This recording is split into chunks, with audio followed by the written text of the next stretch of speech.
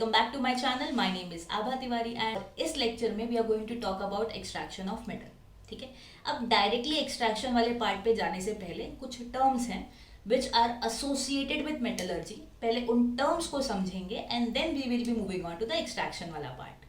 ठीक है, चलो अब सिंस हम मेटलर्जी की बात कर रहे हैं तो पहले मेटल्स के ऊपर थोड़ा सा शॉर्ट डिस्कशन कर लेते हैं, है ना.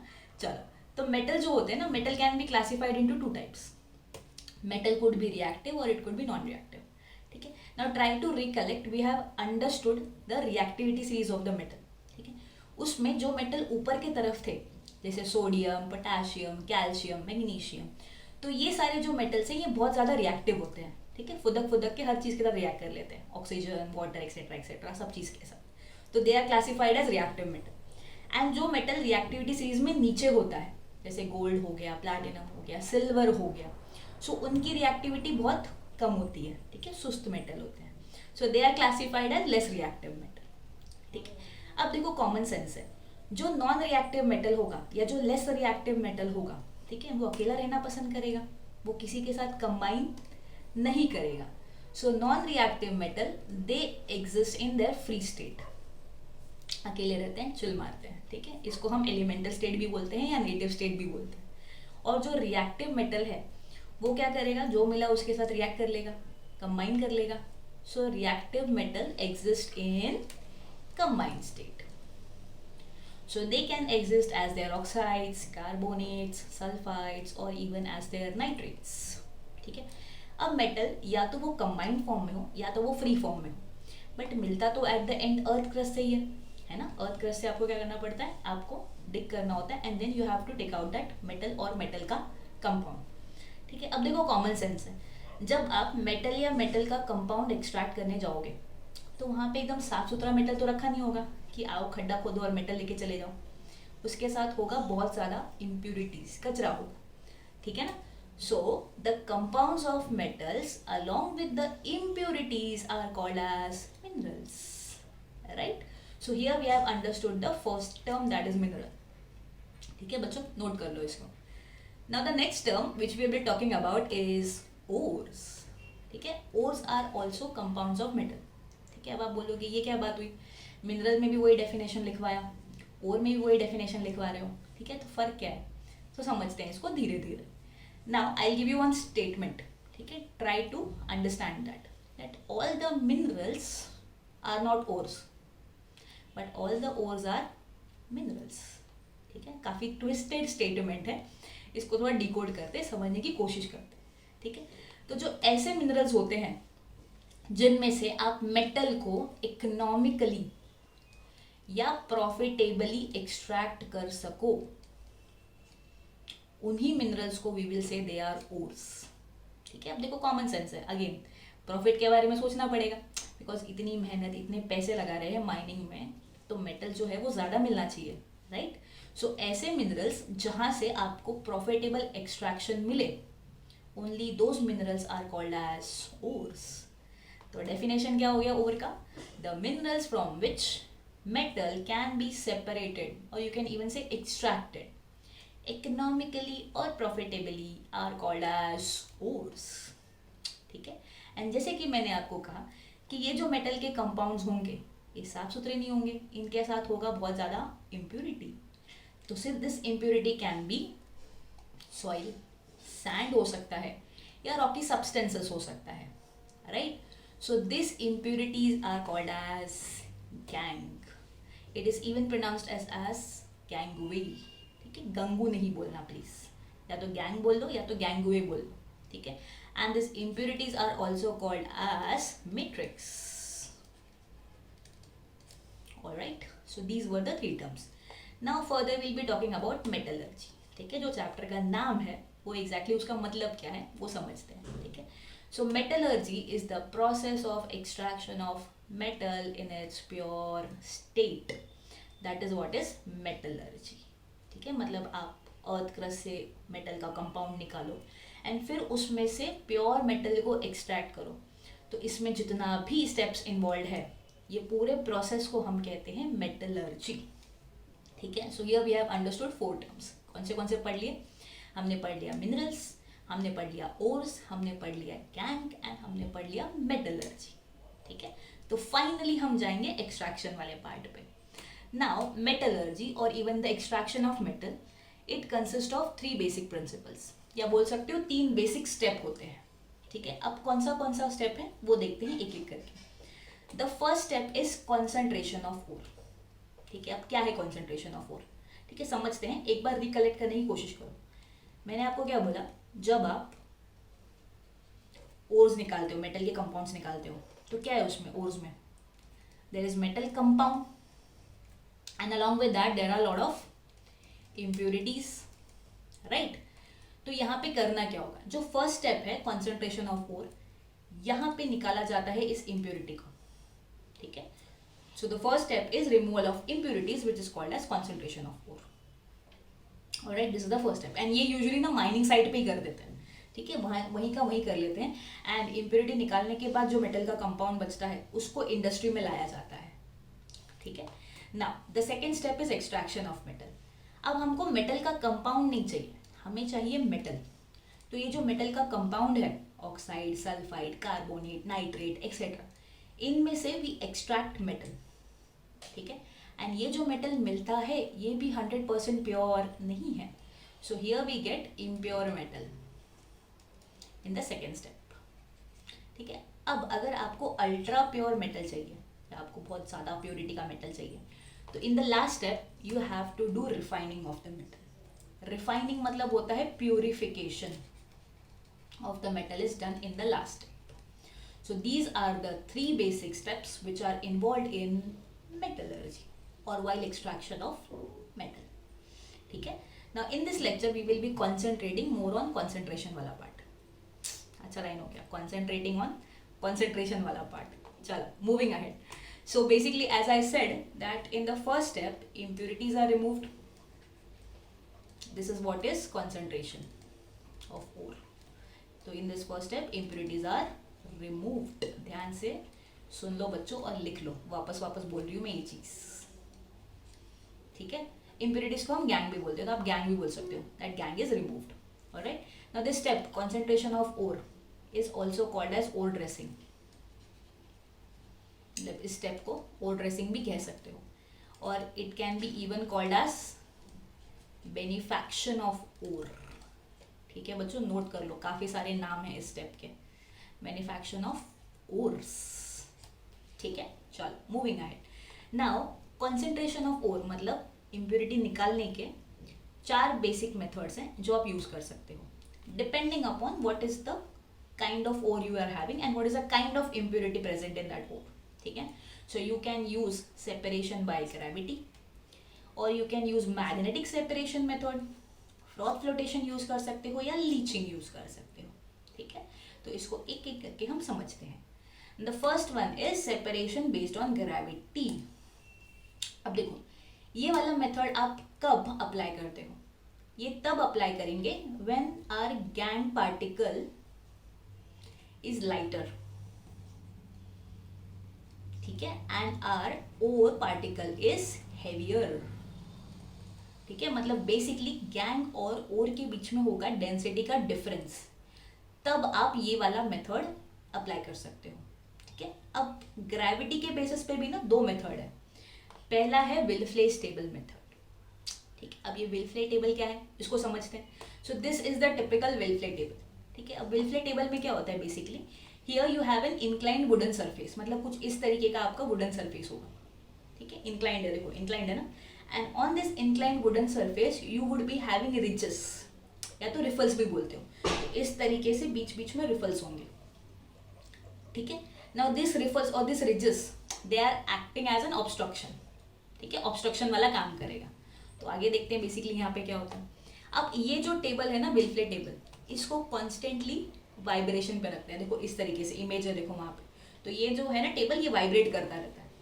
अब इस वाले टेबल पे करना क्या है आपको, from the top you are suppose to add this powdered ore, देखो यहाँ पे टॉप से पाउडर्ड ओर डाला है, मतलब ये जो अगर मेरा विल्फ्ले टेबल है तो ये जो टॉप है यहाँ से I will put that powdered ore, ठीक है।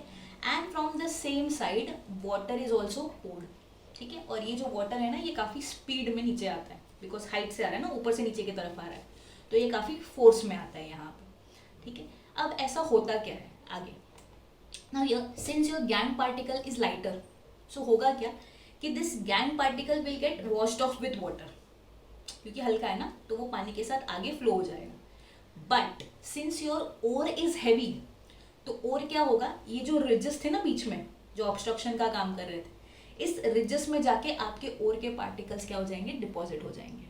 So that is how you have separated ore from gangue. Gangue नीचे बह गया एंड ओर ऊपर ही रह गया ऑन द टेबल, ठीक है। So that is how the Wilfley tables method work. Now the next method which uses gravitation is hydraulic separation method, ठीक है। अब हाइड्रोलिक सेपरेशन में क्या होता है, बेसिकली आपके पास इस तरीके का टैंक होगा जो कि इमेज में है।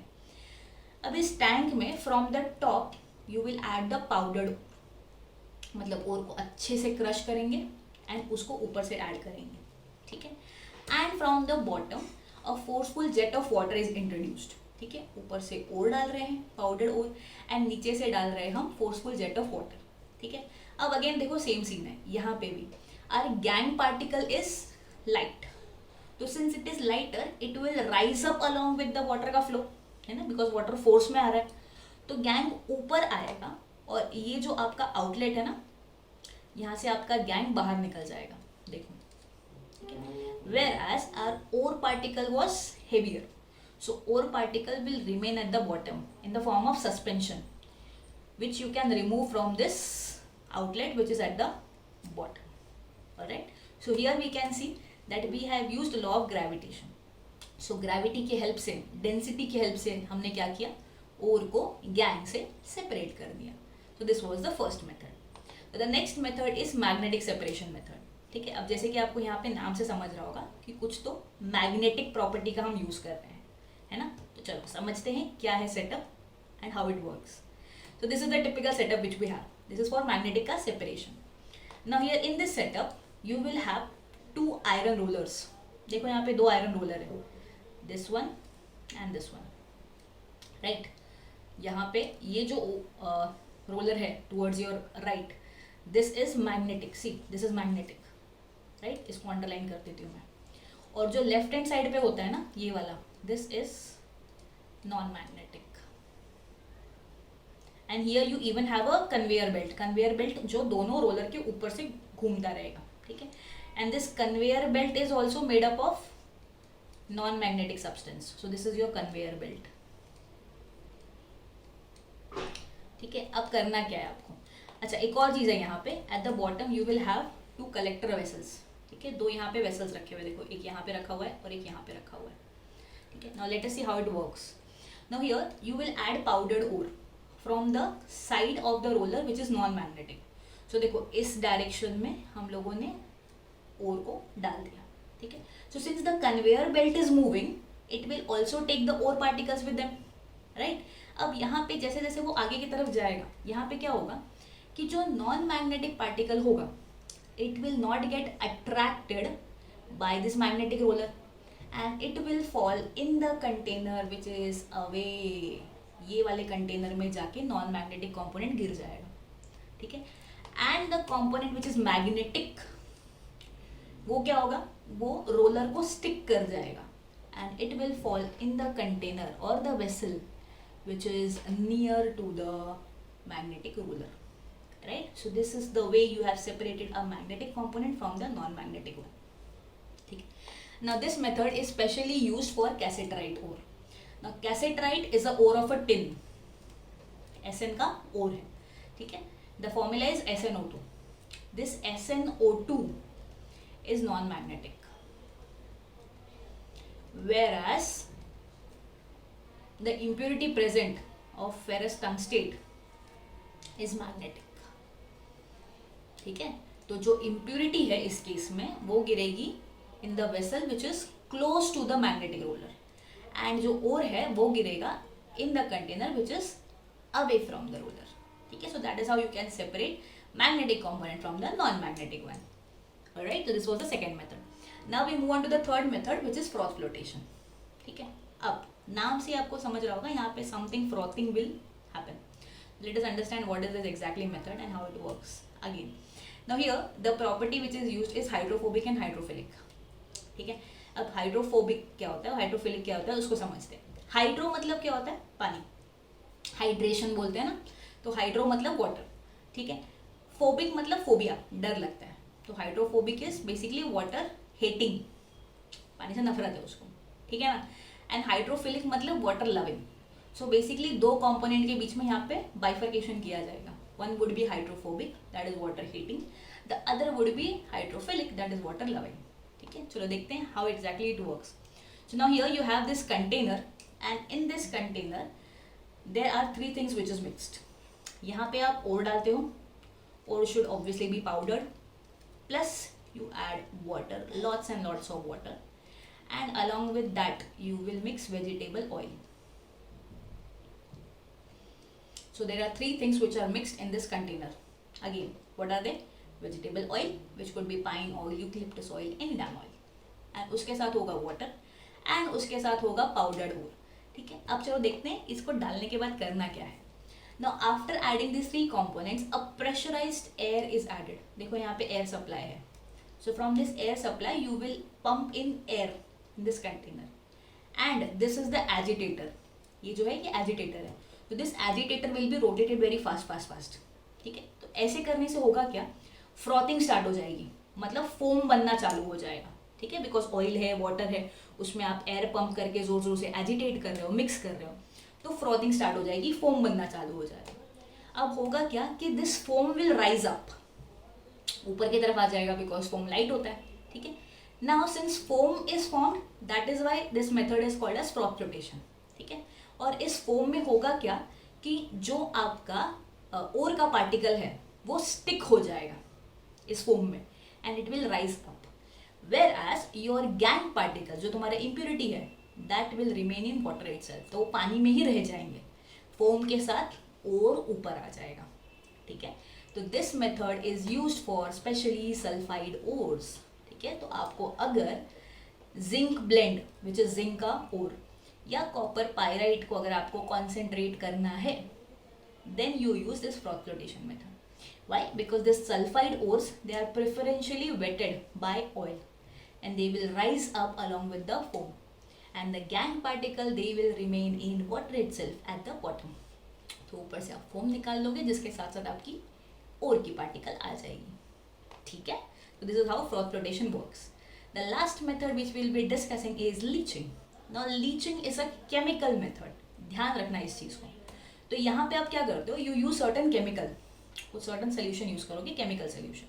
अब होता क्या है कि ये जो केमिकल है ना, ये सिलेक्टिवली सिर्फ और सिर्फ आपके ओर के साथ ही रिएक्ट करता है, और ओर के साथ रिएक्ट करके ये बना देता है एक soluble complex. I will write it here once more, ध्यान से सुनो फिर से। यहाँ पे जो आप केमिकल यूज कर रहे हो, this chemical will react with your ore and it will form a soluble complex, ठीक है। whereas जो तुम्हारा gang particle है, this gang particle does not react with that chemical, so it does not gets dissolved, ठीक है। तो basically आप क्या करोगे, आपने ओर को डिजोल्व कर लिया और आपके जो गैंग है वो इनसोल्यूबल रह गए, तो आप फिल्ट्रेशन से आप सेपरेट कर सकते हो, है ना।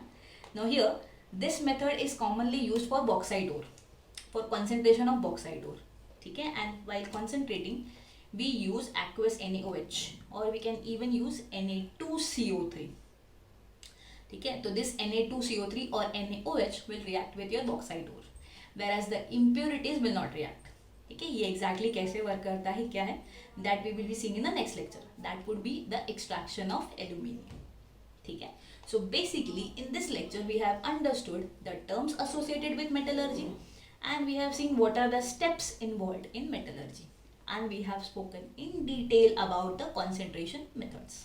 Now I hope you have liked this lecture.